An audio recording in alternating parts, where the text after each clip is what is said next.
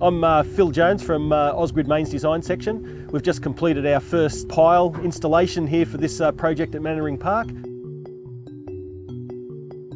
We've worked with Rockler closely for a lot of years on these projects, and a lot of them do have that technical difficulty where we have to come up with unique solutions, and Rockler's technical team have been ideal for to work through those issues.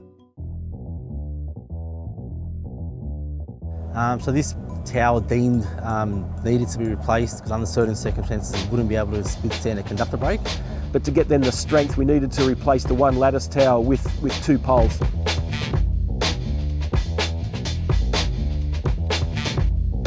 These piles have to be put in around 13 metres.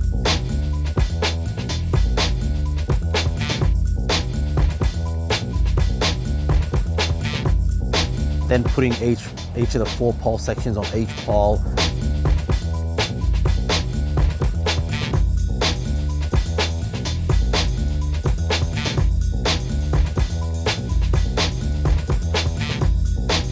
Then we'll commence the line work to transfer the power lines to the new poles. We minimise outage by standing the poles next to the feeder. That way that once they're installed, the feeder can maintain its energised until we plan the next stage, which is the changeover of the wires. And following that process, the actual existing steel lattice tower will be removed in sections.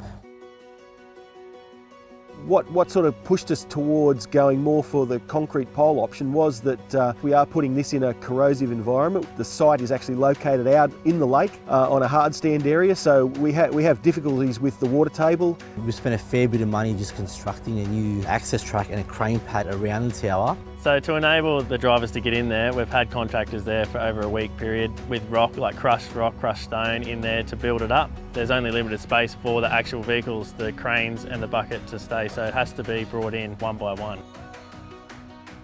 The environmental approvals were an interesting one on this project. We had to engage the fisheries, get approvals from the fisheries. We had to get all our sediment control correct. We weren't allowed to have any wash off or any sediment to actually go into the waterway over there. So pile driving became the preferred method because then you're not having to remove any soil. We're just pushing the pole down into the ground, and we've greatly reduced the environmental impact.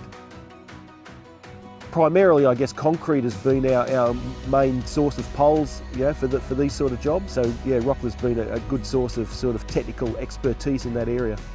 So the advantage of having concrete poles as opposed to steel towers is that the steel towers have quite a thorough inspection regime that's got to be done every 5 years, which is quite a costly activity, and the concrete poles don't do that. They seem to have a lot longer lifespan. Well, the advantage to having concrete poles in sections is that it allows us to put piece by piece. It's very easy to work with. It's prefab, it's placed on, and all you have to do is just put the nuts up. Generally, you can get a few done in a day. You could get a few 100 metres of line of the poles stood in a day. The actual driving itself went very well. 606 hits with a 5-ton hammer, which is a good result. And the finished product after that is we've got now a pile at the right height and orientation, and it's in very good condition, so there was no damage caused at all by the pile driving process, which is compliments to the Rockler product that we use.